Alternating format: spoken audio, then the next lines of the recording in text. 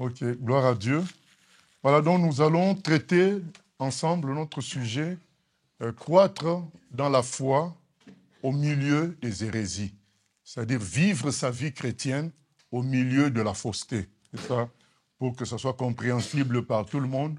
C'est ça, vivre sa vie chrétienne, progresser, grandir, mais au milieu des faussetés. Nous sommes obligés d'en parler. Ce n'est pas pour rien que le sujet a été donné, parce que nous sommes témoins par YouTube, par ce que nous voyons dans les villes, dans les pays dits chrétiens. Nous voyons combien de faussetés, d'hérésies, de mensonges sur Jésus qui sont en train de sévir, et ça crée une confusion qui fait que l'enfant de Dieu peut avoir l'impression d'échec par rapport à la vérité. L'enfant de Dieu peut avoir un découragement par rapport à la vérité, et surtout le plus grand danger, il peut changer carrément de voie, changer de doctrine, changer de logique, parce qu'il veut imiter ce qui réussit. Voilà, donc c'est ça le danger, c'est pourquoi ce thème. Comment faire alors que la fausseté est en grand nombre et la vérité est en faible nombre, comme un filet de lumière? Comment faire dans ces conditions-là? Premièrement, je voudrais dire que ce n'est pas nouveau, ce que nous sommes en train de traiter. Ce n'est pas nouveau. Le Seigneur nous a prévenus de plusieurs manières. Il a dit par exemple que large est le chemin qui mène à la perdition, beaucoup le suivent. Donc, il nous a prévenus que le nombre sera du côté de la perdition. Donc nous avons été prévenus par rapport à ça. Il y a un autre avertissement, il nous a dit, je vous envoie comme des brebis au milieu des loups. Voilà. Ce ne sont pas des loups au milieu des brebis, mais c'est des brebis. Nous sommes, je veux parler de gens qui ont choisi la Bible, qui ont choisi Jésus, que Jésus. Nous sommes comme des brebis au milieu d'une grande quantité de loups. Donc ce n'est pas nouveau ce que nous traitons, c'est une réalité. Dès le départ, le Seigneur nous a avertis, et il nous a aussi donné des prophéties selon lesquelles, dans la fin des temps, ça sera encore plus grave. Il a dit dans Matthieu 24, l'amour du plus grand nombre se refroidira. Donc dans la fin des temps, cette situation-là que Jésus évoquait, alors qu'il était encore présent, ça va s'amplifier. Dans la fin des temps, il y aura encore le mal qui va progresser. Donc le progrès, il y aura un grand progrès de l'iniquité, de sorte que beaucoup, si le Seigneur n'arrêtait pas les choses, presque personne ne serait sauvé. Mais cependant, tant que nous sommes vivants, tant que nous avons la foi en Jésus, tant que nous continuons à le suivre, les promesses, les autres promesses sont aussi valables. Dans la Bible, il n'y a pas que les prophéties qui annoncent que le mal augmentera, l'amour du plus grand homme se refroidira, mais il y a aussi des prophéties qui sont toujours valables. Celui qui est en nous est plus fort que celui qui est dans le monde. Ça reste valable. Même si les temps changent, cette parole-là reste valable. La parole qui dit les portes du séjour de mort. Tu es Pierre, sur ce roc je bâtirai mon église, et les portes de l'enfer, du séjour des morts, n'auront point le dessus sur ton église, sur mon église. Ça reste valable. C'est pas parce qu'il y a des prophéties négatives que les paroles de force, de victoire sont annulées. Elles restent valables. Maintenant, c'est ça notre thème. Comment justement vivre dans la foi en ces paroles-là et vaincre les ténèbres qui nous environnent. C'est ça notre partage. C'est vraiment à propos, vu la situation, je connais beaucoup de gens qui avaient bien commencé, mais à force de voir que ceux qui dévient un tout petit peu, hein, on commence par dire qu'ils ont dévié un tout petit peu, ou bien qui dévient un peu, ben à force de voir qu'ils remplissent des salles, ils gagnent beaucoup d'argent, alors qu'ils ont dévié juste un peu, quoi. Donc on les considère un peu encore dans la vérité. Ils amplifient leurs résultats par des pratiques qui ne sont pas directement bibliques, petit à petit, les vrais commencent à se fatiguer, dire, mais pourquoi pas essayer telle chose? Pourquoi pas essayer telle autre chose? Et c'est une erreur, bien aimée. Parce qu'il faut savoir que tu peux devenir milliardaire, millionnaire, tout ça ne durera pas plus de 120 ans. Il y aura un jugement un jour. Et quand ce jugement viendra, ah ben, ça sera, comme Jésus a dit, les pleurs et les grincements des dents. Nous connaissons des exemples dans la Bible. Le riche qui était parti en enfer, il a crié, mais c'était trop tard. Voilà, le jugement arrivera. Je connais l'exemple d'un pasteur en Afrique du Sud qui était vraiment dans la vérité. C'est son témoignage qui se trouve sur YouTube encore, je crois. Il prêchait la vérité. Il restait sur la parole. Mais l'Église ne grandissait pas.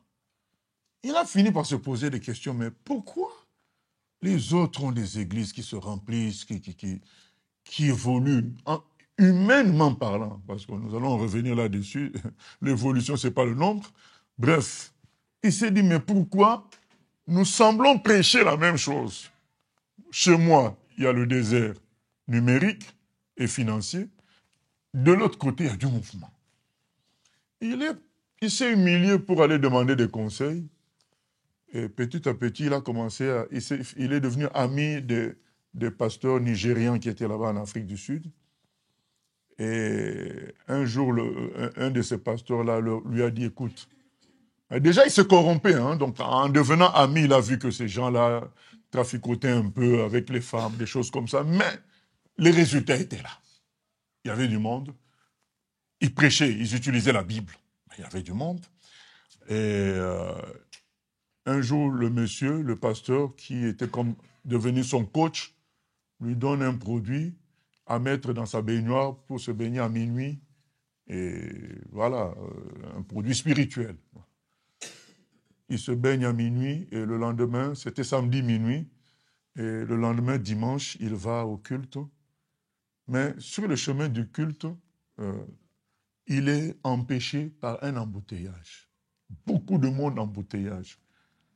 Alors, il finit par s'exaspérer et demander aux gens qui étaient autour, mais l'embouteillage, là, c'est dû à quoi? C'est dimanche quand même. On lui dit, mais c'est les gens qui vont dans telle église. Quelle église? C'est son église, l'église que lui dirigeait. Dieu. Oh, mais comment se fait-il? Donc, en une nuit, il y a eu transformation. C'est la foule qui allait dans l'église à cause de ce fétiche-là. Mais quand tu choisis le diable, bien aimé, c'est sans fin. Parce qu'à un moment, le fétiche baisse. Il a fallu maintenant qu'il aille au Nigeria, rencontrer les sirènes des eaux, les plus grands féticheurs. Le fétiche encore baisse. Il a fallu aller au Mozambique. Là, il a carrément, en Mozambique, là, carrément, il a dormi nu dans un cimetière toute la nuit. Et finalement, les choses s'empiraient au point qu'on est venu l'arrêter comme quoi il a assassiné des gens. Or, ce n'était pas lui. C'est les démons qui travaillaient pour son succès. Mais ces démons-là, pour augmenter la puissance, ils tuaient les gens, mais ils prenaient son image parce qu'ils travaillaient pour lui. Ils travaillaient pour lui. Et donc, les gens disaient qu'ils l'ont vu, lui. Mais lui, ce n'était pas lui. Et il a été emprisonné. C'est en prison qu'il s'est repenti. Il est revenu à Dieu. Et, il a confessé ses péchés. Et donc, quand il est sorti, il a dénoncé tout cela.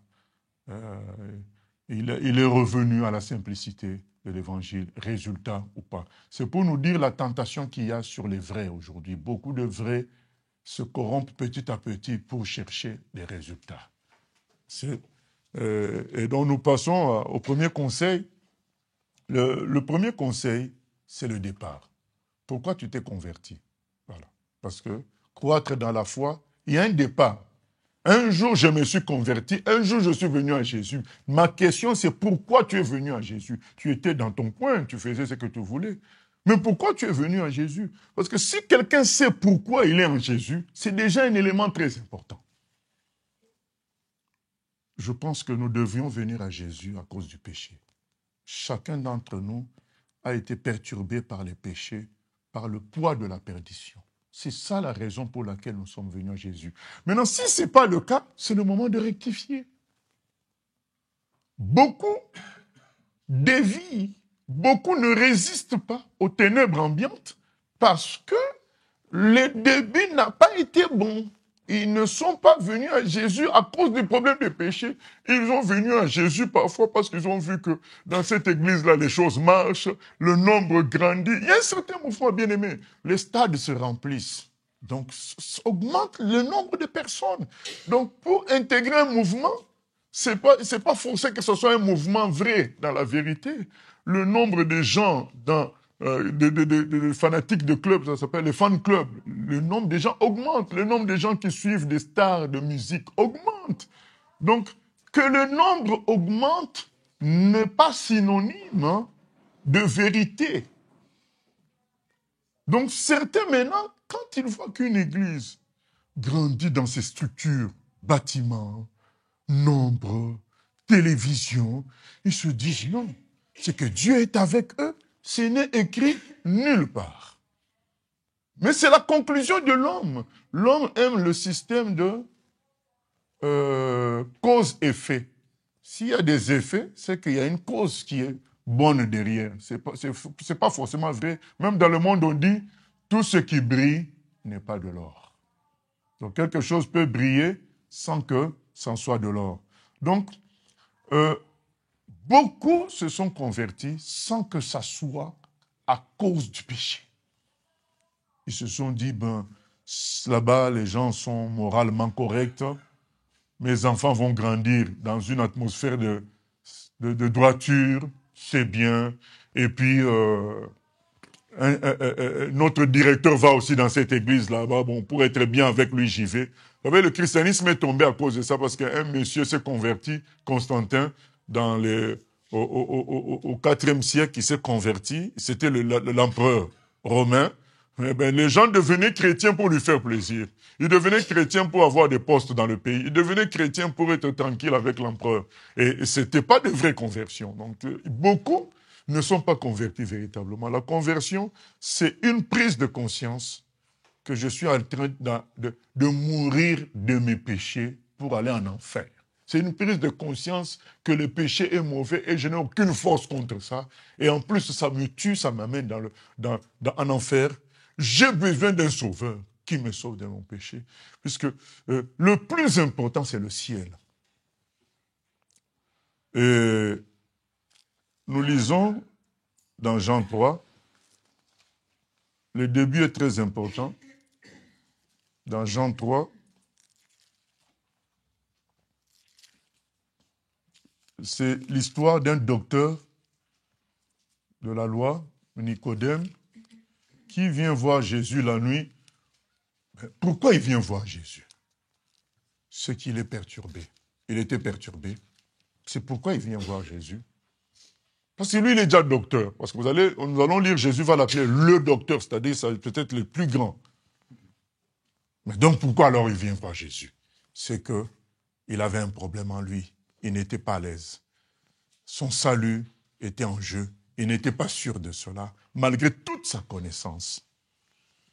Mais il y eut un homme d'entre les pharisiens nommé Nicodème, un chef des Juifs, qui vint, lui, auprès de Jésus de nuit et lui dit, « Maître, nous savons que tu es un docteur venu de Dieu, car personne ne peut faire ces miracles que tu fais si Dieu n'est avec lui. » Jésus lui répondit, « en vérité, je te le dis, si un homme n'est né de nouveau, il ne peut voir le royaume de Dieu. » Après la suite, que le monsieur dise, « Mais comment on peut naître ?» Tout ça, Jésus va expliquer. Mais Jésus lui dit, premièrement, si tu veux aller au ciel, il faut naître de nouveau. Jésus a compris son vrai problème. Il ne venait pas pour augmenter sa connaissance. Nous ne faisons pas ce travail pour augmenter notre cerveau en connaissance intellectuelle. Nous voulons le concret, nous voulons la vie du ciel. Et Jésus dit, mais je connais ton problème. Tu veux aller au ciel, tu n'es pas sûr de ça. Mais c'est normal, puisque tu n'es pas né de nouveau. Pour aller au ciel, il faut naître de nouveau. La discussion continue. Jésus finit par le fameux verset qui résume toute la Bible. Jean 3,16. C'est dans cette conversation que Jésus sort ça. Il dit, « Car Dieu a tant aimé les humains qu'il a donné son Fils pour sauver tout homme de péché, afin que quiconque croit en lui n'aille pas en enfer, ne périsse pas éternellement, mais qu'il reçoive la vie éternelle. Tant que quelqu'un n'est pas en Christ pour cette raison-là, il va finir par faire des zigzags et se perdre. Mais quand quelqu'un a été sauvé de ses péchés à cause du sang de l'agneau, sa vie est transformée. Ce n'est plus la même personne. C'est pourquoi Jésus dit, tu vas naître de nouveau si tu crois dans le Fils. Si tu acceptes que tu as des péchés, que tu ne peux pas te sauver toi-même, tu vas naître de nouveau en croyant en moi. C'est le seul moyen d'aller au ciel. Donc beaucoup de gens sont dans les églises, ils ne sont pas nés de nouveau. Ils ont accepté notre concept que nous présentons, plus ou moins, ils n'ont pas vraiment compris la chose, ils n'ont pas été confrontés à leurs péchés. Ils intègrent un groupe qui fonctionne, qui avance, qui produit des résultats et qui a une certaine pureté, une certaine image, présentation. Mais le fond du problème, le péché, le fond du problème, le salut, il n'y a pas. Et c'est pourquoi c'est des gens qui vont petit à petit étouffer la présence de la vérité dans le groupe et attirer les hérésies, les fausses doctrines, parce qu'eux-mêmes n'ont pas reçu la vérité qui est Christ qui sauve, parce qu'ils n'ont pas compris qu'ils avaient un problème principal, c'est le problème de péché. Tant que quelqu'un n'a pas compris ça, il n'a encore rien compris. C'est ça le vrai problème. Nous venons à Jésus à cause de ce problème-là. Nous en avons marre que le péché nous détruise. Nous en avons marre. Nous refusons de finir esclaves du diable et aller en enfer avec lui. Nous voulons le salut. Quelqu'un n'a pas saisi ça, c'est qu'il ne peut pas. Il n'est pas vraiment chrétien et c'est pourquoi ça favorise. Je vous ai parlé de Constantin. Quand Constantin l'empereur se convertit, l'Église est devenue, les églises locales sont devenues remplies beaucoup plus de faux chrétiens que de vrais chrétiens parce que les gens remplissaient ces endroits-là dans des buts mercantiles, dans des buts de profiter de l'amitié de l'empereur. Donc quand maintenant la majorité est mauvaise, elle va dicter un comportement qui n'est plus biblique. C'est ce qu'il s'est passé. Et donc quand nous ne présentons pas l'évangile clairement sur le problème du péché, nous empêchons la vraie conversion. Et comme nous empêchons la vraie conversion, les gens qui vont venir ne sont pas nés de nouveau, donc ils sont vulnérables à toutes sortes de mauvaises influences et petit à petit, ils peuvent même entraîner les gens qui étaient dans la vérité. C'est pourquoi nous devons nous assurer que les gens se convertissent vraiment. Pas juste nous contenter que les gens soient là, acclament, chantent. Non, qu'ils se convertissent vraiment. C'est très important. L'un des plus beaux exemples de conversion, c'est Zachée dans Luc 19. Zachée, quand il se convertit, dans Luc 19, 1 à 10, il est dit de lui qu'il était riche. Il avait du pouvoir. C'était le chef des collecteurs d'impôts. C'était un grand dans la ville, mais il n'était pas heureux. C'était un voleur aussi en même temps. Et le péché le détruisait à l'intérieur. Même si les gens ne voyaient pas, à l'intérieur, il n'était pas une bonne personne. Et il savait ça. Il était étouffé par son péché.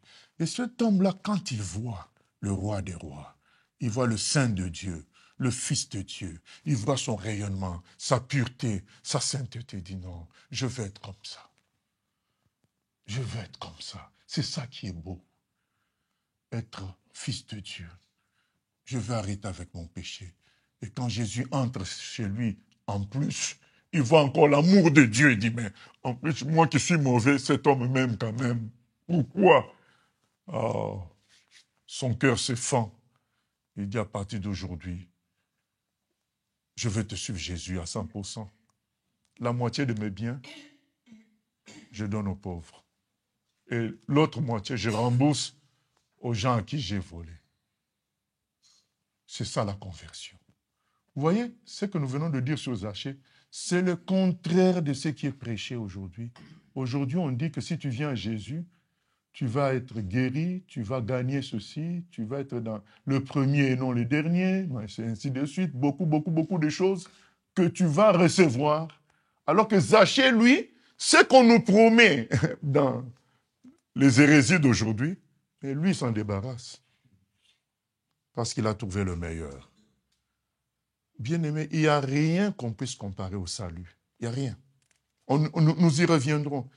D'ailleurs, Jésus le dit. Il dit de tous les humains sur terre, le plus grand, c'est Jean-Baptiste. Parce que personne ne baptisera Jésus. Il n'y a que Jean-Baptiste qui l'a fait.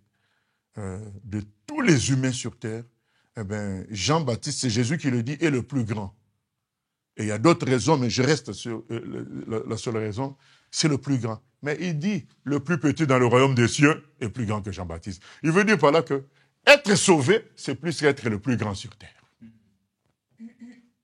Le salut, c'est le plus important. Que rien ne vous fasse perdre votre salut. Ni le métier de pasteur, ni ton appel. Dieu ne nous a jamais demandé que notre appel nous fasse perdre le salut. Donc pour sauver les âmes, tu commences à utiliser l'argent de la mafia. Tu dis, c'est pour sauver les âmes. Non.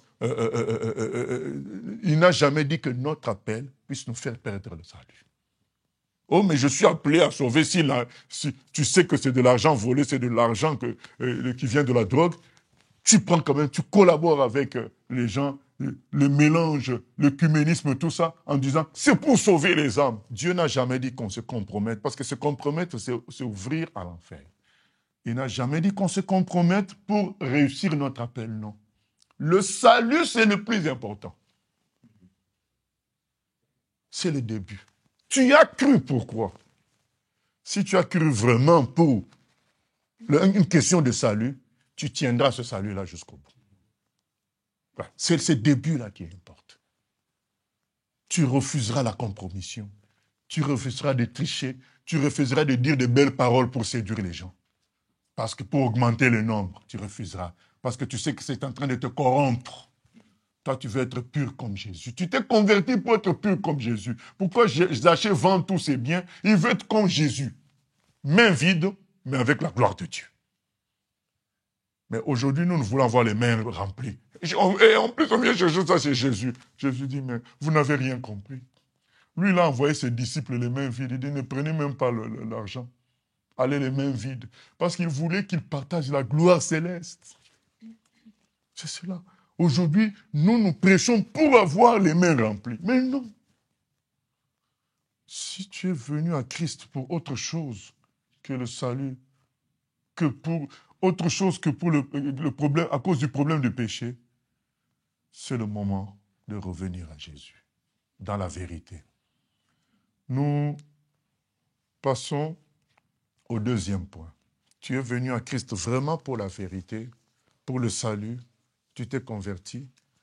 Maintenant, tu dois vivre cette vie chrétienne. Et cette vie chrétienne, c'est une vie de service. Ce n'est pas une vie de client. On vient le dimanche comme un client assister au culte offert par la boutique de quelques frères et rentrer chez soi, tu sais que j'ai payé mon culte, j'ai fait ce qu'il fallait, j'ai donné un peu d'offrande s'il le faut. Non, non, non.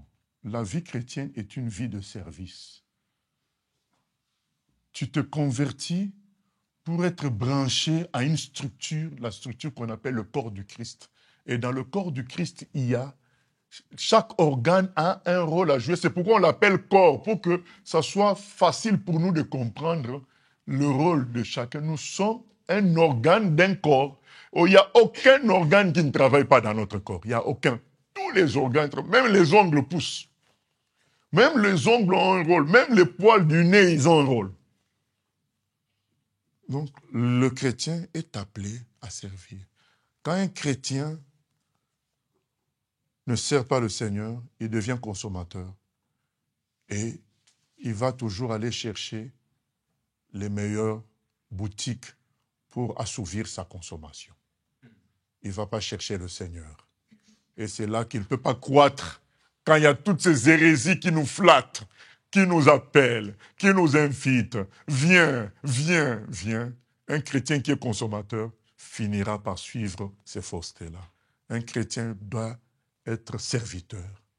Il doit se mettre au service du corps du Christ, du corps local dans lequel il est. Il doit servir le Seigneur comme le Seigneur l'a servi. Le Seigneur ne nous appelle pas à être consommateurs, mais serviteurs. Maintenant, admettons que tu as passé cette étape-là, tu as compris ça, tu es dans le service. Eh bien, il faut que dans ce service-là, ton contrat avec le Seigneur soit clair. C'est ça mon deuxième point. Le premier point, c'est le début, c'est le salut. Le deuxième point, c'est le service contrat. Quand tu sers Dieu, le contrat doit être clair. Tu le sers pour recevoir quoi?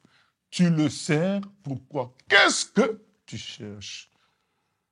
Quand le Seigneur a appelé n'importe qui, il lui a donné une forme, il y a eu une forme de contrat. Avec David, il y a eu une forme de contrat. Avec Samson, il y a eu une forme de contrat. Avec Gédéon, il a dit à Gédéon, va, je serai avec toi, tu libéreras mon peuple des Madianites. Il y a un contrat. Il y a toujours un contrat. Donc nous devons savoir, mais moi je sers pourquoi? Est-ce que je sers parce que je sais bien parler le français?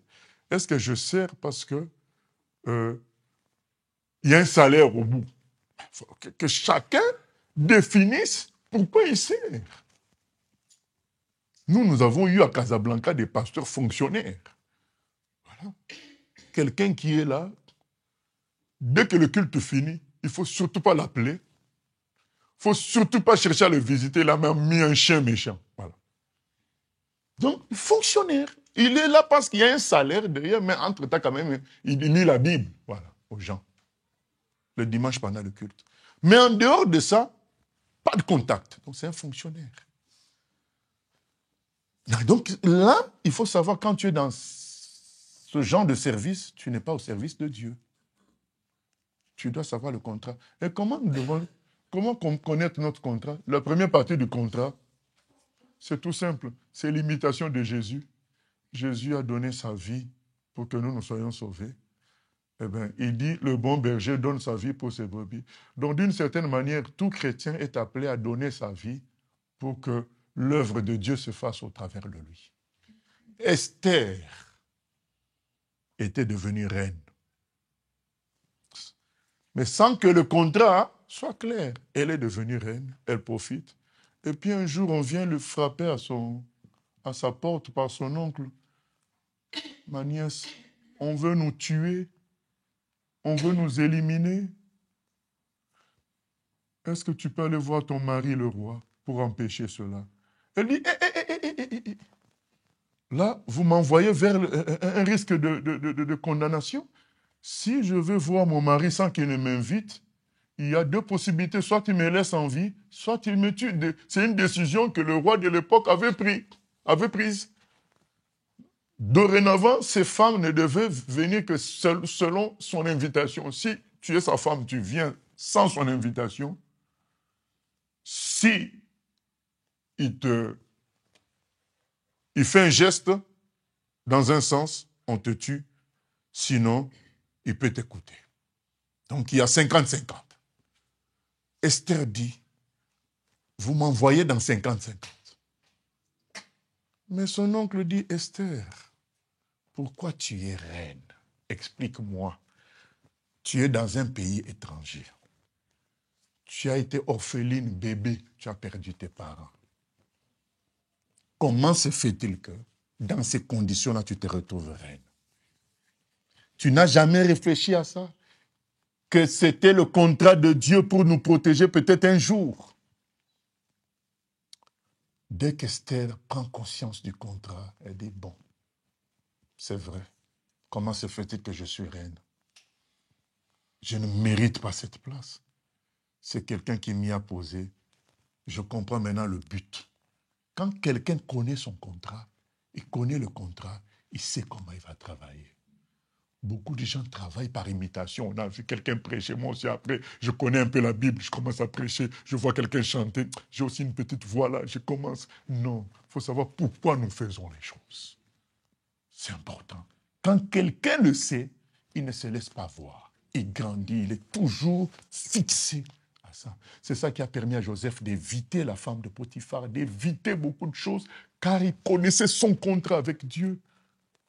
C'est important. Quelqu'un qui oublie le contrat. Mais pourquoi tu es pasteur? Pourquoi tu es chrétien? Quel est le contrat avec le Seigneur dans le service? Quel est le contrat? Quand le Seigneur appelle Paul, il dit, je t'appelle du milieu des Juifs pour aller ouvrir les yeux des païens qui passent des ténèbres à la lumière. L'apôtre Paul dit, je n'ai pas résisté à ce contrat-là. C'est pourquoi, il explique au roi Agrippa, il dit, voilà pourquoi je travaille de cette manière. J'obéis à un contrat que j'ai signé avec Dieu, de donner ma vie s'il le faut, mais que les païens entendent la bonne nouvelle. Voilà. Donc un tel homme était prêt à mourir, et d'ailleurs il est mort de cela. Il a été, historiquement, on dit qu'on lui a coupé la tête par Néron. Mais parce qu'il connaissait pourquoi il vivait. Quand quelqu'un connaît pourquoi Dieu l'a appelé, qu'est-ce que Dieu attend de lui? Il est prêt à mourir pour ça. Mais quand quelqu'un travaille dans l'influence des autres, voilà, on ne sait pas trop, on est là, mais l'Église avance. Mais non, il faut savoir pourquoi je chante, pourquoi je balaye, pourquoi j'arrange les chaises.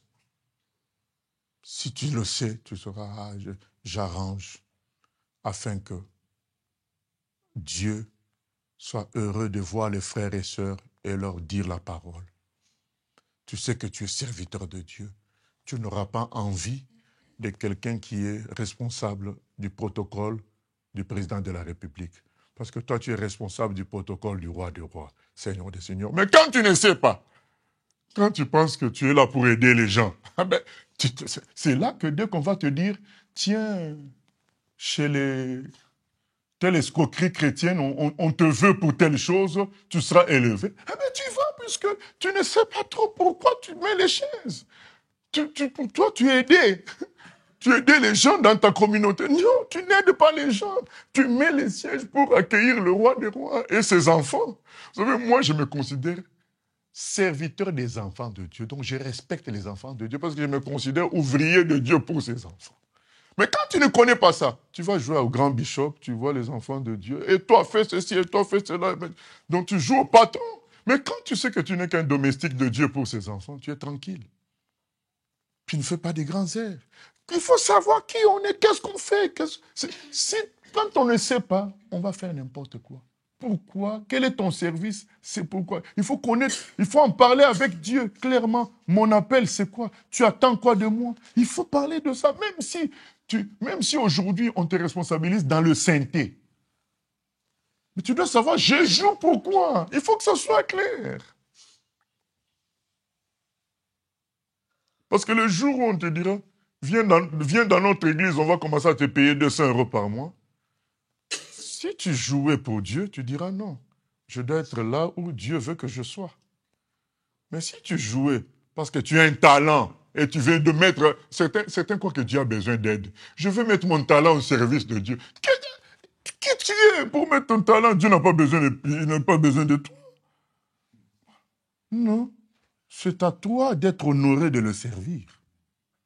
Mais quand quelqu'un est conscient que c'est Dieu qu'il sert, il dira, ben, mon vieux, restez avec votre église de 2000 personnes.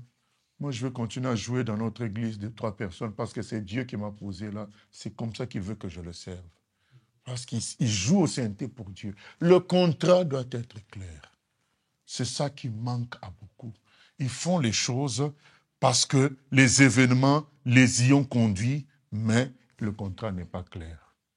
Troisième point, parce qu'il y a un temps aussi pour les questions. Troisième point, nous devons être heureux avec ce qu'on fait avec le Seigneur. Voilà. Beaucoup servent Dieu en attendant. Pour le moment, je supporte. Je ne gagne rien avec le travail de Dieu. Il n'y a pas beaucoup de monde. Il n'y a pas beaucoup de miracles. C'est malheureux. Mais je sais qu'un jour, Dieu va agir. Donc, une telle personne n'est pas contente de ce qu'elle fait. Elle le fait en attendant un jour que lui, il estime que ça va lui donner du bonheur. C'est faux. Être serviteur de Dieu, c'est extraordinaire. C'est le bonheur, le bonheur clair. Il n'y a pas quelque chose à attendre plus tard. Au moment où tu sers Dieu, tu dois être heureux. Tu dois être bien. Tu dois être bien. Daniel dans la fosse au lion, il était bien. Quand on a donné la nouvelle, il ne faut pas prier un autre Dieu que Darius. Daniel a continué à prier Dieu de la même manière. Il était bien. Quand Daniel et ses amis, ils ont dit, nous n'allons pas manger les mets du roi, qui sont des mets extraordinaires. Les mets, imaginez les mets qu'on fait au roi. Vous refusez de manger ça.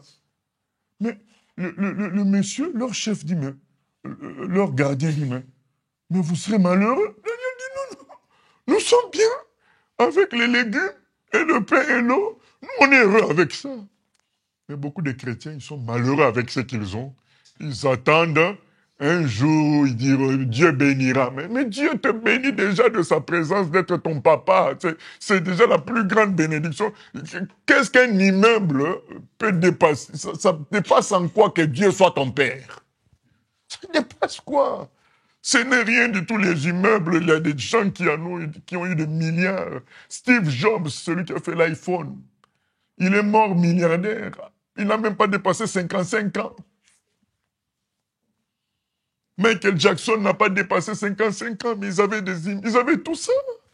C'est quoi un immeuble et l'amour de Dieu et le fait que tu serves Dieu et le fait que tu sois branché au ciel?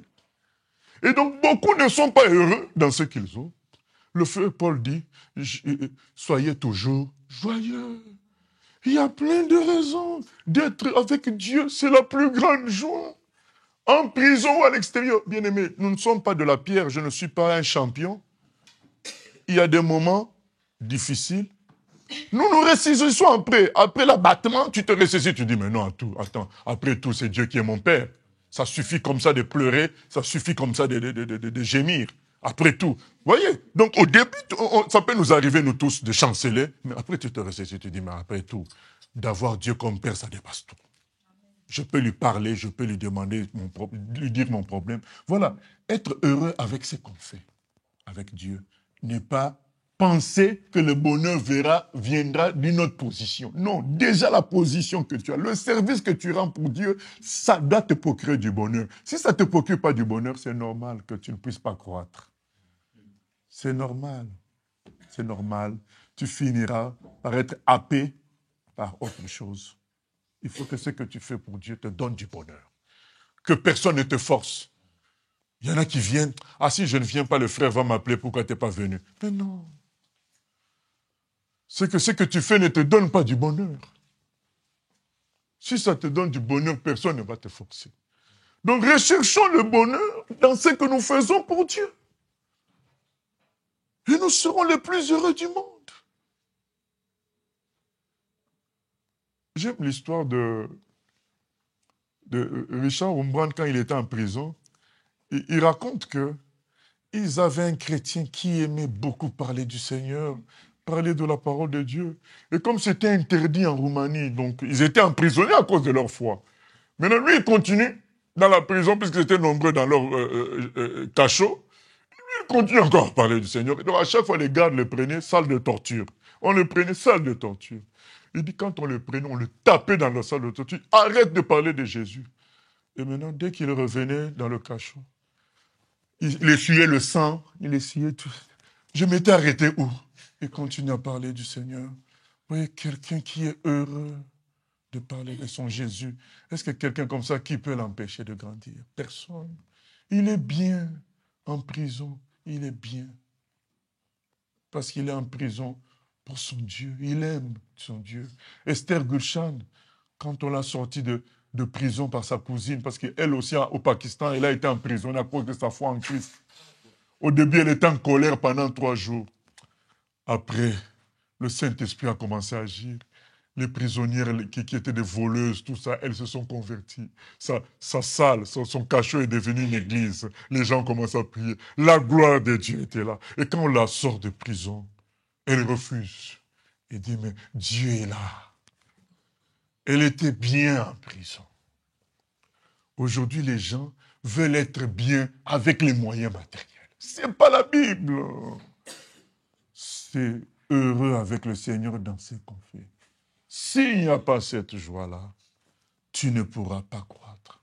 Ça ne pourra pas avancer. Il faut faire ce que l'apôtre nous dit, soyez toujours joyeux. Toujours joyeux. Il y a de la gloire dans ce qu'on fait pour le Seigneur. Et nous allons sur un autre point pratique, c'est aimer. Quatrième point, aimer, étudier et pratiquer la parole de Dieu. Aimer la Bible. Il y a des gens qui sont tellement influencés par la science qu'ils n'ont pas vraiment un vrai amour, un réel amour pour la Bible. Ils relativisent certaines choses. Non, la Bible, c'est la parole de Dieu. Ce n'est pas un livre d'histoire, ce n'est pas un livre scientifique pour que tu puisses la mettre au même niveau que les connaissances scientifiques. C'est au-dessus de tout ça. Et quand tu es conscient vraiment que c'est la parole de Dieu, c'est le bon début. Et deuxièmement, il faut aimer cette parole parce que ça te permet de contempler l'amour de ta vie, Jésus, Dieu. C'est ça la Bible, ça te permet de contempler Dieu. Tu es le plus beau de tous les fils de l'homme. La Bible nous montre la beauté de Jésus, la beauté de Dieu. Jésus dit les Écritures, toutes elles parlent de moi. Quand tu lis la Bible, tu découvres Dieu, tu découvres les choses, tu es bien, tu es en lien avec le Seigneur. Et deuxièmement, il faut l'étudier, il ne faut pas juste lire comme un roman, il faut aimer méditer, travailler avec les autres, échanger, c'est ça, grandir. Et ensuite, pratiquer. Le Seigneur nous donne, puisqu'on n'a pas le temps, on ne va pas lire tous les passages, dans Matthieu 7, 24, il nous donne la parabole de deux maisons. Il dit, celui qui construit sur le roc, c'est celui qui pratique la parole. Celui qui construit sur le sable, c'est celui qui fait des discours. La parole, c'est des discours, c'est une philosophie, mais il ne pratique pas. Quand tu construis ta vie sur la parole, c'est des briques véritables, les briques éternelles sur lesquelles tu poses ta vie.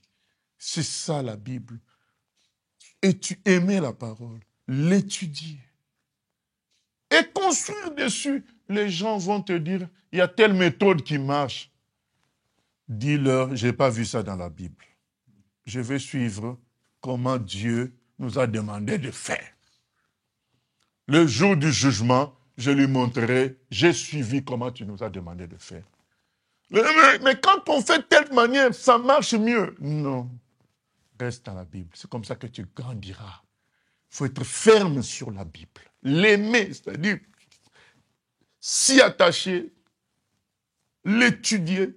Dans Tite 1.9, c'est dit pour réfuter les contradicteurs. Si tu ne connais pas la Bible, comment tu vas réfuter les hérésies? Il faut l'étudier pour pouvoir réfuter les contradicteurs. Mais ça commence par considérer qu'elle est la seule vérité. Parce que si tu ne considères pas comme les choses ainsi, si tu ne l'aimes pas ainsi, tu la trouveras insuffisante pour répondre à certains contradicteurs.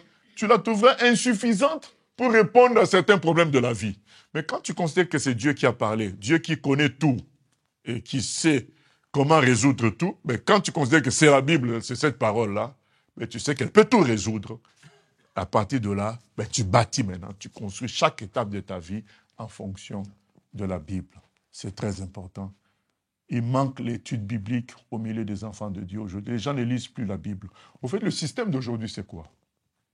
Il y a un homme qui semble avoir un certain pouvoir, une certaine éloquence, qui fait des choses. Ça attire du monde, ça fonctionne. Les gens disent, Dieu est avec lui, nous le suivons. Non. C'est vrai que nous devons imiter et suivre des gens. Mais pas parce qu'ils sont brillants, mais parce qu'eux-mêmes, ils imitent Jésus. Pas parce qu'ils réussissent, mais parce qu'ils imitent. L'apôtre Paul dit, imitez, soyez mes imitateurs comme moi-même je le suis de Christ. C'est ça la raison. La raison n'est pas, mais ça marche. Non. Beaucoup diront, mais oui, mais ça marche, l'église se remplit. Mais non, c'est pas ça qui est écrit. Soyez mes imitateurs comme moi-même j'imite Jésus, dit le frère Paul. Et ailleurs, il dit imitez les gens qui ont le même comportement que nous. C'est ça qui compte. Ce n'est pas la réussite.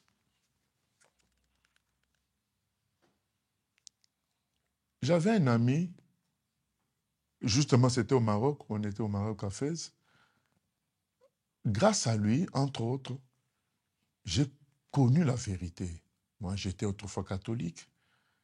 Et lui, puisqu'on était dans la même chambre, il mettait les cassettes de Jacques Vernou, un prédicateur suisse de vérité. Il mettait ses cassettes. Et petit à petit, cette vérité est entrée en moi. Après, il y a eu d'autres aides pour vraiment me fixer sur la vérité. Et un jour, j'apprends que cet ami est parti dans un mouvement qu'on appelle combat spirituel dans mon pays d'origine, un mouvement hérétique. J'ai dit, mais c'est pas possible. Mais c'est Francis qui m'a amené dans la vérité. Comment lui-même se retrouve dans ce genre de truc? Et quelques années plus tard, j'apprends qu'il avait quitté. Et après, on s'est eu au téléphone. J'ai dit, mais Francis, je suis heureux quand j'ai appris que tu as quitté ce mouvement-là. Mais ma question a été, à l'époque, comment toi, qui m'as amené à la vérité, tu t'es retrouvé dans ce mouvement-là? Vous savez, la réponse c'est quoi? C'était, notre fille était malade. On a essayé tous les hôpitaux. Elle restait toujours malade. Il n'y avait pas de solution. On a prié, il n'y avait pas de solution. Quelqu'un nous avait proposé d'aller là-bas, peut-être qu'il y aura la solution. Vous voyez, frère, c'est comme ça que on peut sortir à cause d'un problème qui arrive. Tu ne crois plus la Bible suffisante pour régler ton problème. Tu crois que c'est les humains, un tel pasteur, une telle église. Or, tout est dans la parole de Dieu. La parole de Dieu nous dit, demandez, vous recevrez. Voilà. Et béni soit le Seigneur qu'il ait quitté après, qu'il ait compris les choses. Mais c'est pour nous dire que nous devons croire que la Bible est capable de tout résoudre. C'est le Saint-Esprit qui nous conduira vers quelqu'un qui est attaché à la Bible, non pas vers quelqu'un dont on dit qu'il réussit dans ce qu'il fait. Non. Quelqu'un qui est toujours attaché à la Bible. C'est le critère que nous devons utiliser pour nous approcher d'un serviteur de Dieu. Est-il attaché à la Bible? Ce n'est pas parce que ces choses qu'ils font réussir, là, certains présentent, ils ont 500 succursales d'églises dans le monde entier, et donc les gens disent, ah, mais donc certainement Dieu est avec lui, mais non. Vous savez, il y a combien de œuvres du monde qui prospèrent, des entreprises qui ont des McDo. Donc ça veut dire que McDo est dans la vérité, quoi. Voilà. Non. Cinquièmement, il faut que nous acceptions de payer le prix de la vérité. 2 Timothée 3,12 nous dit, tous ceux qui veulent servir Jésus-Christ pieusement seront persécutés. 2 Timothée 3,12. Tous ceux qui veulent servir Jésus-Christ correctement, dans la vérité, attendez-vous à être persécutés par toutes sortes de personnes. Vous savez, vous allez être persécutés par les païens.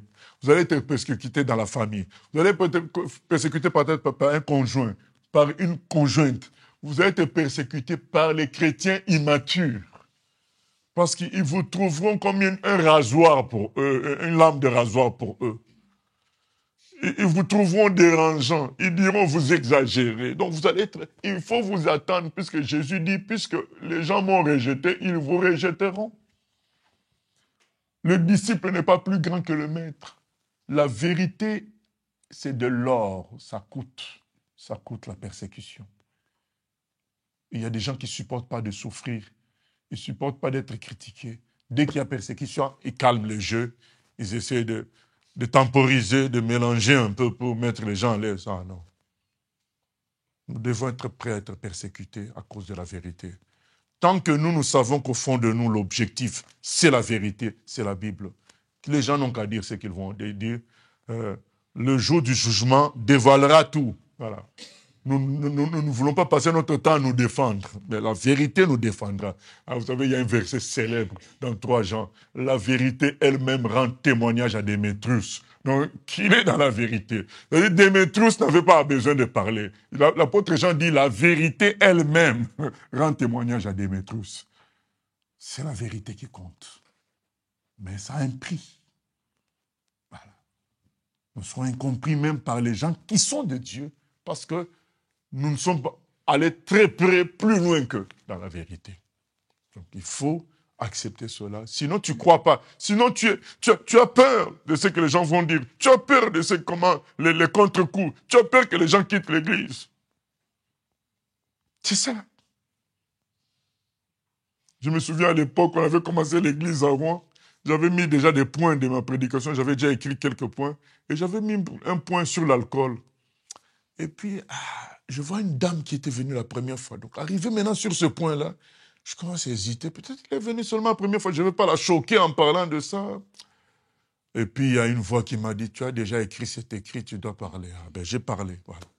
Et vous savez, qui a été content le plus? C'est cette dame-là qui est venue me voir. J'ai aimé quand tu as parlé de l'alcool, parce que ça tue les gens. Mais moi, je craignais qu'elle fût qu'elle vienne plus. Vous voyez? Donc, nous devons être prêts à nous dire, ben c'est bon... donc elle va partir, mais la vérité, c'est elle seule qui sauve, quoi. J'en paye le prix. Si je dois être privé de gens qui m'écoutent, ben c'est pas grave. Il y a un jour une soeur qui m'appelle, qui menace que ses affaires ne fonctionnent pas. Elle comprend pas depuis qu'elle est dans l'église. Elle pensait que les choses allaient s'améliorer. Elle discute. Moi, je dis, ma soeur, tu dois te poser la question. Est-ce que c'est Dieu qui t'a envoyé dans cette église? Si c'est Dieu, ben, tu continues avec Dieu. Mais si ce n'est pas Dieu, tu quittes, tu fais autre chose. Donc le but, c'est de suivre Dieu et de suivre la parole. Donc je lui ai parlé, je me suis dit, après notre échange, elle ne viendra plus. Vous savez, jusqu'aujourd'hui, nous sommes ensemble. Et elle m'a dit, ce jour-là, tu m'avais sauvé, quoi. Je m'étais dit, merci Seigneur d'avoir rencontré un pasteur de vérité, quoi. Parce que tu n'as pas cherché à me retenir. Tu m'as dit la vérité. Alors que je venais déjà avec des plaintes, mais tu m'as quand même dit la vérité, quoi. C'est ça, bien-aimé. La vérité a un prix. Quand tu acceptes le prix, tu grandis, tu es bien, les choses avancent aussi. Mais quand tu refuses le prix, tu vas entrer dans le compromis. Tu ne peux pas croître au milieu des hérésies, tu prendras les hérésies. C'est cela, quoi. Et nous lisons 2 Timothée 4, 7 à 8. Avant-dernier point. 2 Timothée, 2 Timothée 4, 7 à 8.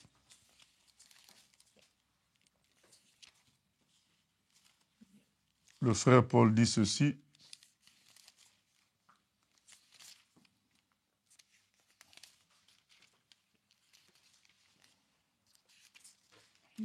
Il arrive à la fin de sa vie. Qu'est-ce qu'il dit? J'ai combattu le bon combat, j'ai achevé la course, j'ai gardé la foi. Désormais, la couronne de justice m'est réservée. Le Seigneur, le juste juge, me la donnera dans ce jour-là, et non seulement à moi, mais encore à tous ceux qui auront aimé son avènement. Le frère Paul, il est content de quoi? De finir sa vie dans la foi, pour aller recevoir quoi? La couronne de la justice au ciel. Si nous voulons croître, notre objectif doit être le ciel. Voilà. Si notre objectif est terrestre, que terrestre, il y a des objectifs terrestres. Il y a notre appel terrestre. Mais cet appel-là a pour parachèvement notre destinée céleste.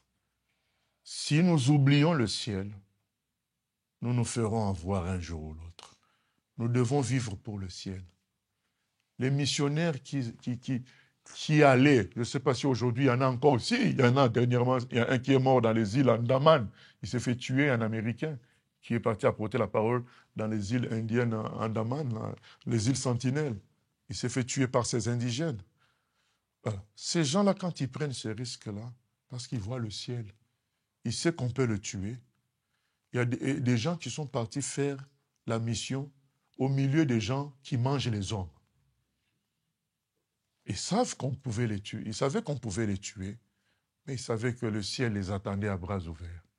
Objectif, le ciel. Si on veut croître, l'objectif final doit être le ciel. Si ce n'est pas le ciel, tu ne croîtras pas. Tu te feras avoir. Le diable t'étouffera. Il te donnera toutes sortes de raisons pour que tu te compromettes sur la terre. Mais si ton objectif, c'est le ciel, c'est ce qu'on appelle aussi le casque du salut, mais tu te diras, s'il faut tout perdre et garder le ciel, je garde mon ciel.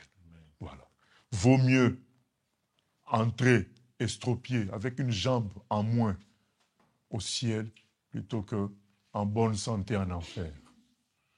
L'objectif final doit être le ciel, la couronne qui nous attend au ciel. C'est ça l'objectif final. Et pour clôturer, c'est Philippiens 3, 7 à 8, l'objectif total. Là, ce n'est pas l'objectif final, mais c'est l'objectif total. C'est dans Philippiens 3, 7 à 8, 8 à 11. Je commence plutôt 7 à 11. Mais ces choses qui étaient pour moi des gains, c'est le frère Paul qui parle, je les ai regardées comme une perte. À cause de qui? À cause de Jésus. Tout est rien à cause de mon Jésus, dit Paul.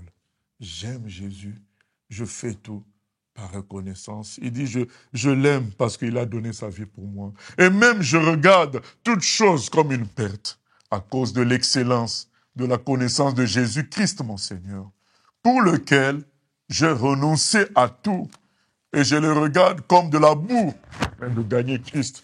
Le frère Paul dit, Jésus est mon objectif total. Je veux lui être reconnaissant. Je veux vivre pour lui parce que lui, il a donné sa vie pour moi. Bien-aimé, est-ce que tu as été saisi de l'amour de Jésus? Est-ce que tu as compris ce que Jésus a fait pour toi? Si vraiment tu as compris ce que Jésus a fait pour toi, il n'y aura même pas une histoire de foule, de recherche de gloire humaine. Tu ne vivras que comme le frère Paul pour ce Jésus-là. C'est le retour de l'amour reçu. Voilà, c'est ce que le frère, il explique. Je vais être trouvé en lui, non avec ma justice, celle qui vient de la loi. Je ferai moi-même mes œuvres. Je veux aider Dieu. Dieu ne cherche pas d'aide, mais avec celle qui s'obtient par la foi en Christ. Au fait, tu es là à bénéficier de ce que Jésus a fait pour toi à la croix. De la croix, la grâce coule. Tu es toujours auprès de Jésus pour recevoir sa grâce. Gratuitement. Et ça produit à toi une reconnaissance qui te fait vivre. Tu vis par reconnaissance au Fils de Dieu. Tu vis en considérant le Fils de Dieu comme ton objectif. Devenir comme lui, simple comme lui, aimant tous les humains comme lui. Que Jésus soit notre objectif total. C'est comme ça que nous croîtrons. Afin de connaître Christ, verset 10, et la puissance de sa résurrection, et la communion de ses souffrances. Il veut connaître les souffrances de Jésus, en devenant conforme à lui dans sa mort. Passer par les mêmes chemins que Jésus, de maltraitance, de rejet, d'incompréhension. Il veut passer par tout ça, comme son maître, pour parvenir, si je puis, à la résurrection d'entre les morts. Entrer finalement dans la gloire de Christ aussi. L'objectif total doit être Jésus. Si nous voulons croître, nous ne nous laisserons pas séduire par autre chose. Parce que nous aimons Jésus. Le frère Paul dit, j'ai renoncé à tout à cause de Jésus. Je clôture avec cela. Seigneur, nous prions que tu nous aides à t'aimer plus que tout, mon Jésus, mon Seigneur. Car toi, tu as renoncé à ta gloire pour nous sauver. Le frère nous dit, puisque un a donné sa vie pour tous, tous doivent donner leur vie pour lui. Que ce soit notre objectif total, au-delà de tout ce qu'on a cité comme moyen de croître dans ce monde d'hérésie, nous voulons que cet objectif d'être totalement comme toi, en toi, nous dirige et nous donne la victoire sur cette terre et pour l'éternité. Amen. Gloire à Dieu. Donc, s'il y a des questions, Bonsoir, c'est un super pour le dire. Bonsoir. Moi, j'ai deux questions. Peut-être une explication que vous pouvez nous apporter. C'est dans Philippiens 1, verset 15, verset 18. Et c'est un passage que la majorité de personnes, si je peux dire entre guillemets, qui sont dans l'hérésie, mettent en avant. Alors, je prends un exemple par rapport à la génération actuelle. On voit que ce soit sur les réseaux sociaux, certains jeunes qui ont l'apparence de personnes qui ont l'amour du Seigneur, mais qui ont toujours ces parties avec boucles d'oreilles, cheveux un peu bizarres en fait. Mais ils arrivent quand même à parler du Seigneur. Et ils pourront prendre ces passages pour dire que voilà, l'aspect extérieur ne compte pas comme tel. Alors, on peut déjà lire le passage. Voilà, nous lisons le passage. Quelques-uns, il est vrai, prêchent Christ par envie et par esprit de dispute, mais d'autres le prêchent avec des dispositions bienveillantes. Ceux-ci agissent par amour, sachant que je suis établi pour la défense de l'évangile, tandis que ceux-là, animés d'un esprit de dispute, annoncent Christ par des motifs qui ne sont pas purs et avec la pensée de me susciter quelques tribulations dans mes liens. Qu'importe, de toute manière, que ce soit pour l'apparence, que ce soit sincèrement, Christ n'est pas moins annoncé, je m'en réjouis et je m'en réjouirai encore. Voilà. Le frère Paul dénonce que ces gens-là ont des motifs qui ne sont pas bons. Donc, on ne peut pas dire que c'est bien d'avoir ces boucles d'oreilles, ces cheveux compliqués, puisque lui dit c'est de mauvaises dispositions. Il dit ils sont animés d'un esprit de dispute, annoncent Christ par des motifs qui ne sont pas purs. Ils n'ont pas de motifs purs. Donc il y a quand même ça qui est affirmé. Maintenant, Paul dit je ne veux pas entrer en compétition personnelle. J'aime tellement Jésus. Le fait qu'il cite quand même son nom, pour moi, c'est déjà bien. Maintenant, je n'approuve pas tout ce qu'ils font, mais le fait qu'il cite son nom, je ne veux pas entrer en conflit direct avec ces gens. Alors, je pense que Paul veut parler d'entrer en conflit direct avec ces gens-là. À cause, il refuse ça, comme il cite le nom de Christ. Voir deux personnes qui citent le nom de Christ en conflit, ça peut souiller ce nom-là. Paul préfère éviter cela. Alors, mais il dénonce que c'est des motifs impurs, si c'est des mauvais motifs. Je crois que ce n'est pas bon. Mais il refuse d'en faire, et moi je pratique la même logique que Paul, je refuse de faire de ça le centre du travail de Dieu, que de passer son temps à attaquer ceux qui annoncent Christ faussement. Voilà. Non, je pense que à 5%, on peut toucher à cela, à 10%, quand l'Esprit nous conduit, mais le centre de notre enseignement doit être Jésus lui-même, doit être la parole de Dieu. On a notamment parlé de contrat. Et ce que j'ai compris concernant le contrat que nous avons avec le Seigneur, c'est pas nous qui décidons de ces contrats-là, c'est plutôt la décision vient du Seigneur. Voilà, on en discute avec lui. On échange avec lui. On sait maintenant, comme par exemple Esther, elle ne savait pas, mais l'échange avec Mardoché va faire comprendre, ah, je suis devenue reine pour ce moment en fait. Dieu savait que ce moment arriverait. Maintenant, mon contrat, c'est d'aller affronter le roi. Voilà. C'est un échange, comme Samuel. Samuel, il ne savait pas. Dieu l'appelle, Samuel, il ne sait pas, il demande, et Élie lui dit finalement, mais c'est Dieu qui t'appelle. Et il y a un échange qui se fait, où tu peux être d'accord, ou tu peux résister aussi. Alors, moi, je nous conseille d'être d'accord avec Dieu. Et la question concernant le contrat, c'est peut-être dans une démarche, parce que c'est aussi quelque chose d'actualité. On a un peu partout des écoles de prophétie, des écoles de pasteurs, ou en forme de prophète par exemple. Alors une personne qui, je prends le cas d'une personne qui a plus profond de lui cette pensée qu'il est appelé pour être prophète, et il part pour être formé. Parce que Ça n'existe pas dans la Bible des écoles de prophètes dans le Nouveau Testament. Il y avait des temps où les prophètes enseignaient une équipe de jeunes, ils les préparaient pour le travail plus tard. Mais ils ne faisaient pas d'eux des prophètes. Voilà, c'est le Saint-Esprit qui donne le ministère à quelqu'un. Donc nous, on peut enseigner, mais 1 Corinthiens 12 nous dit que le Saint-Esprit distribue le don comme lui il veut, comme lui l'a décidé. C'est pas nous qui communiquons un ministère. Quelqu'un peut dire, je fais une école de pasteur, et tous ceux qui passent par cette école-là vont devenir pasteurs. Non. Tous ceux qui passent par cette école vont apprendre des choses qu'un pasteur doit connaître, mais ça ne fait pas des pasteurs, puisque un pasteur, c'est un ministère qui vient du ciel. C'est Jésus qui donne cela. Et je vous ai cité souvent l'exemple de Maurice Rey, qui était pasteur, ça faisait 3 ans en Suisse, 3 ans pasteur, et après avoir fait l'école de théologie, l'école entre guillemets des pasteurs, on le nomme pasteur, il dirige l'église pendant 3 ans, il sent qu'il y a la mort, ça ne fonctionne pas, il y a un problème. Et il appelle un pasteur aîné, dans la discussion, le pasteur lui dit, mais je comprends ton problème, tu n'es pas chrétien. Oh, lui dit, mais comment ça, je ne suis pas chrétien, j'ai fait la théologie, on m'a donné, c'est moi qui dirige l'église pendant 3 ans, il dit, mais pour être chrétien, il faut naître de nouveau.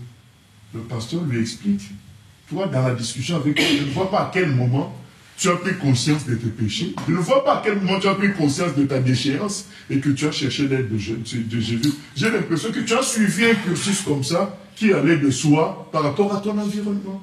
Tu ne t'es pas converti. Il faut que tu te convertisses et que tu signes un contrat avec le Seigneur que tu veux le servir. Et quand ils font la prière, lui, il était humble. Il a reconnu la décision, je ne suis pas converti. Je n'ai jamais eu la conviction de péché. Je n'ai jamais eu voilà. Là, je veux maintenant, je comprends ces choses. Je veux maintenant me convertir. Je veux me donner à Jésus. Ils prient ensemble. Le soir, quand Maurice Rey ouvre sa Bible, il tombe sur Ephésiens 4. C'est moi qui appelle les pasteurs, les docteurs, les évangélistes. Il y a une puissance qui entre en lui. C'est là qu'il reçoit vraiment l'appel. Ce n'était pas l'école de théologie. Et quand il reçoit cet appel-là, il va à la gare de midi à Bruxelles. Il prêche en public. Il y avait un paralytique qui était là. Il lève-toi et marche. Le paralytique s'est levé, il a marché. Donc Dieu maintenant l'accompagne parce que c'était Dieu qui l'avait appelé maintenant cette fois-ci. Donc c'est pas une école de prophètes ne peut pas former, ne peut pas produire des prophètes. Une école de pasteurs ne peut pas produire des pasteurs. C'est Dieu qui appelle. C'est Dieu qui donne ses ministères.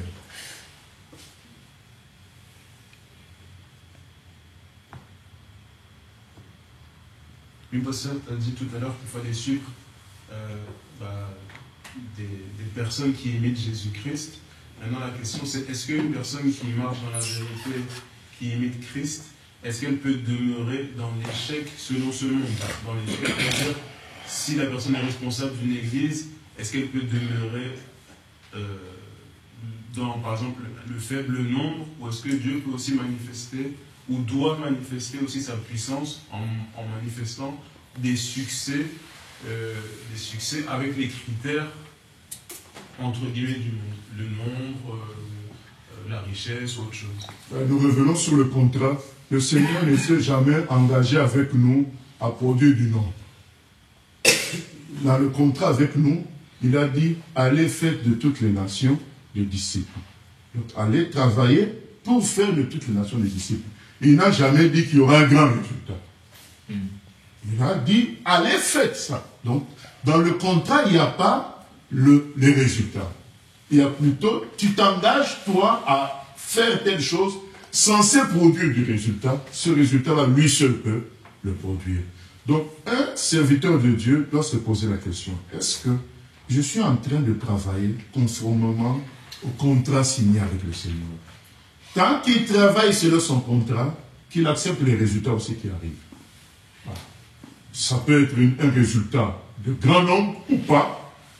Tant que lui, il obéit au contrat, c'est ça qui doit valoir pour lui. Parce que, bien aimé, je peux vous citer des exemples, parce que des gens comme le Tosheng Watchmani, il est mort en prison. Après 20 ans de prison, il n'est même pas sorti de prison.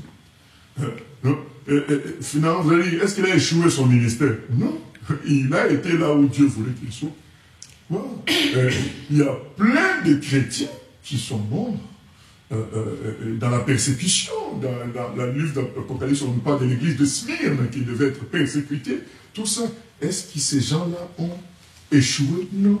Ils ont réussi parce qu'ils ont obéi à la volonté de Dieu pour eux. Maintenant, il y a d'autres qui ont été bénis terriblement. Quand le frère Paul meurt, il n'est pas entouré forcément de beaucoup de personnes. Mais aujourd'hui, nous lisons les lettres de Paul jusqu'aujourd'hui. Aujourd'hui, beaucoup de gens lisent les livres de Watchman Nee. Lui, il a fait 20 ans en prison. Nous devons faire ce que Dieu nous demande de faire. Les résultats lui appartiennent. Il ne s'est pas engagé sur le résultat. Il s'est engagé sur le fait qu'il va nous accompagner. Je serai avec vous tous les jours. Donc, nous faisons notre part, le résultat lui appartient. Je voulais juste ajouter par rapport à ce que le frère dit. En fait, si j'ai bien compris sa question, parce qu'il y a ce côté-là qui nous bouleverse en tant que chrétiens, c'est quand souvent nous ne fixons pas totalement le regard sur le Seigneur. En fait, nous essayons de jauger selon ce que le monde voit. Je donne un exemple banal. Un chrétien, par exemple, qui souffre de cancer. Voilà, un chrétien qui souffre de cancer et qui prie beaucoup pour les gens, il guérit les autres. Mais qui lui-même meurt de ce cancer. Souvent, ça paraît bizarre en milieu chrétien. Ça paraît bizarre parce que souvent, c'est parce que nous ne fixons pas le regard sur Dieu. Parce que ce cancer-là, Dieu l'a permis à ce que tu meurs avec parce que lui, il a un plan par rapport à ça. Lui, ce qui importe, c'est l'éternité.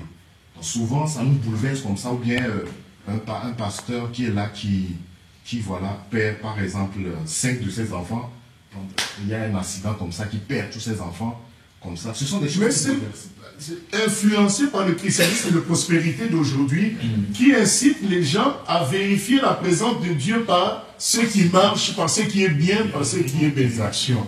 Oh, la personne qui a chanté je cherche en anglais It is well, c'est toujours bien. It is well, c'est bien pour mon âme. It is well for my soul. Lui, il a perdu ses enfants, tous ses enfants. Lors d'un voyage de bateau, tous ses enfants sont morts. Mais il a composé le chant It is well with my soul, un chant célèbre. C'est bien comme ça pour nous. C'est des gens qui connaissaient Dieu. Ils savaient que Dieu est au-dessus de tout ça. Élisée, il est mort de quoi? On dit qu'il est mort de maladie. Mais qui a fait les miracles comme Élisée? Élisée s'est comparé avec les Moïse. Moi, j'aime surtout le miracle où il y a la pièce de la hache qui tombe dans l'eau, une pièce en métal lourd qui tombe dans l'eau. Lui, il prend un morceau de bois, il jette, c'est le morceau qui va dans l'eau et la pièce sort. Alors là, je dis, mais ça c'est contre les lois de la physique. Donc, ça c'est Élisée. Mais il est mort de maladie. C'est pas notre problème.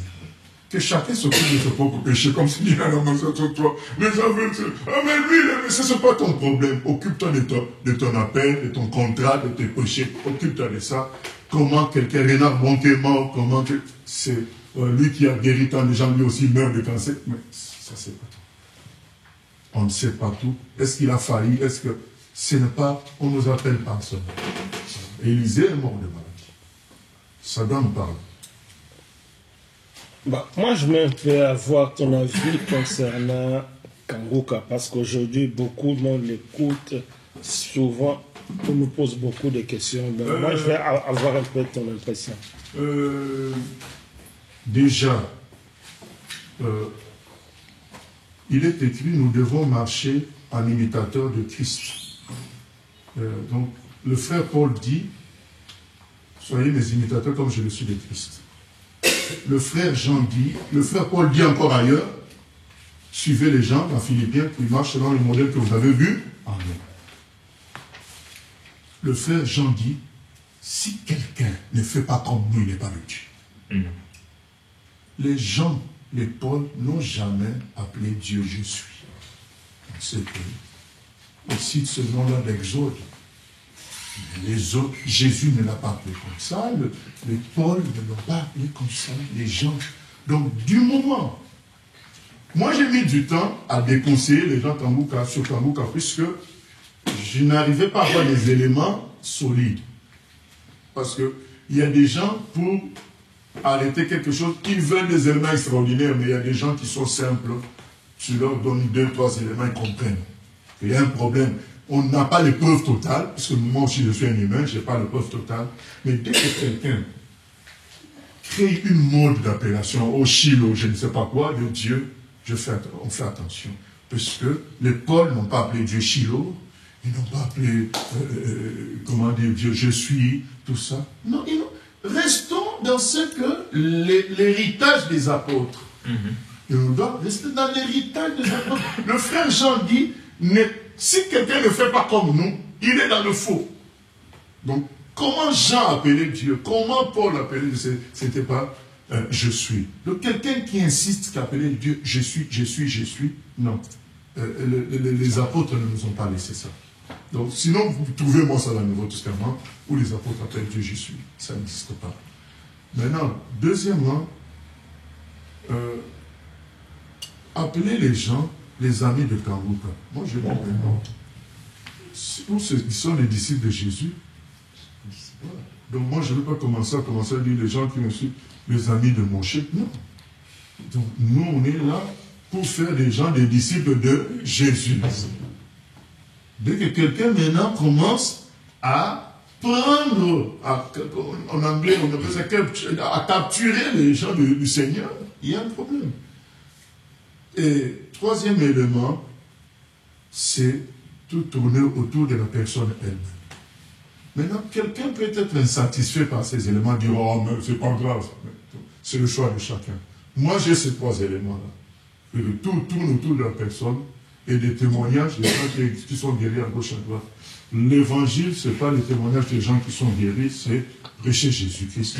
Jésus seul qui sauve. Voilà. Tout tourne autour de ça. Si ce n'est pas suffisant pour quelqu'un, vous voulez qu'on fasse quoi?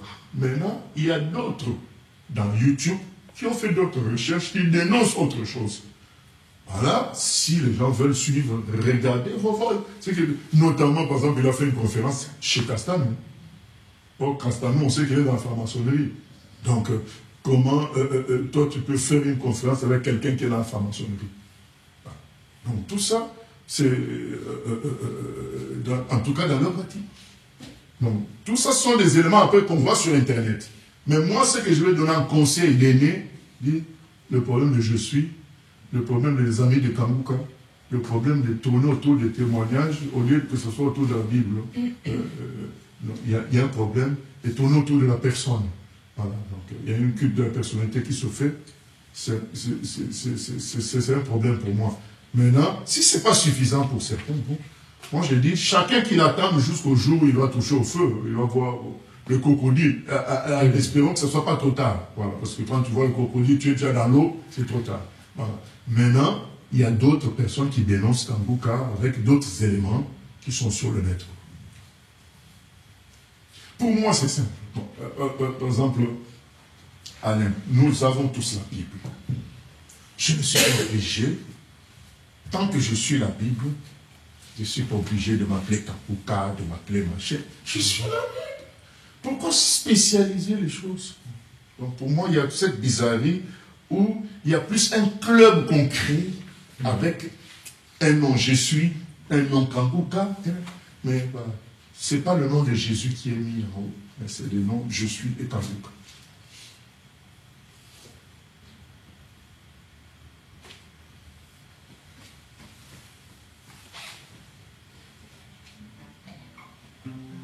Moi je dis, suivons les gens qui simplement ouvrent la Bible et lisent la Bible et demandent au Saint-Esprit de nous convaincre. Dieu est capable de défendre sa parole. Croyons en sa parole. Croyons en la Bible. On a lu un passage dans l'étude biblique de mardi où Dieu supplie, il dit si obéissez à mes commandements, il supplie les gens d'Israël. Oh, si vraiment vous obéissez à mes commandements, vous serez les hommes les plus heureux. Il supplie. Mais pourquoi les gens veulent toujours ce qui distrait, ce qui paraît agité? Tout est dans la Bible. Tout est dans la Bible.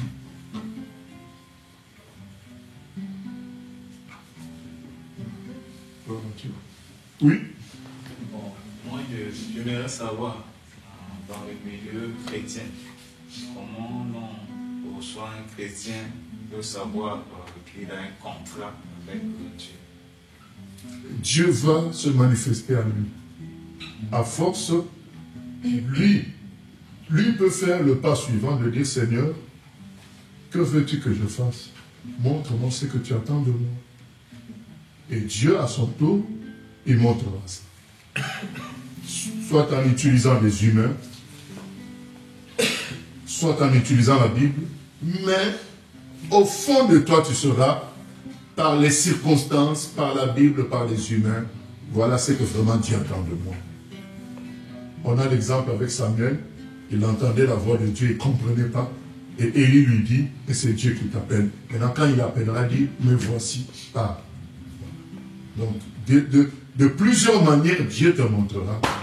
Le frère Paul, le Seigneur lui parle sur le chemin de Damas, mais Ananias, quand il vient prier pour lui, pour qu'il recouvre la vue, il lui confirme encore cet appel-là. Donc, Dieu va utiliser les humains, les circonstances et la Bible, et son Esprit Saint, de sorte que nous soyons sûrs. Par exemple, moi, si j'appelle Freddy, je lui dis Freddy, je vais pas faire Freddy. Il ne va pas comprendre. Je finirai par dire Freddy pour qu'il comprenne. Donc Dieu aussi, quand il nous appelle, ça finira par être clair.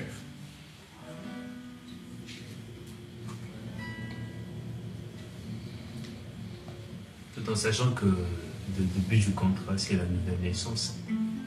Le début, c'est la nouvelle naissance. C'est le début de tout. Si ça loupe, on est ouvert à beaucoup de choses mauvaises.